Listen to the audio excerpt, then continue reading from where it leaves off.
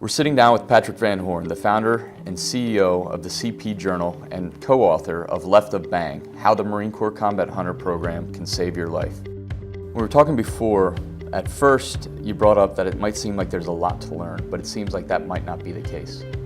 When it comes to learning how to read behavior, at first it might seem that there's a lot of different observations to make and a lot of different behaviors to look at. But think about when you first started learning how to drive a car. There were so many individual tasks that are required in order to just get your car to move from point A to point B, that at first you become overwhelmed. You're focused so much on the gas pedal and how the proper amount of pressure and force to use, and the same thing with the brake pedal. You're thinking about your hands and how you steer and how far you need to turn the wheel in order to turn the corner, and the turn signals, and looking in your mirrors and looking at the cars around you.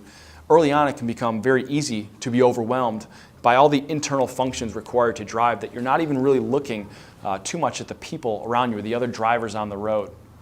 But over time, you become more natural at it. You stop having to think or put conscious attention and conscious effort into steering or driving the car or using the turn signal. And your awareness goes from being inside the car to much more awareness about being what's going on outside the car.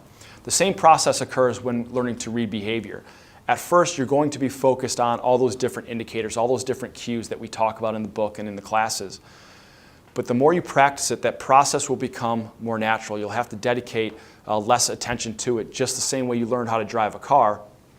You can learn how to read behavior and do it much more rapidly and much more accurately.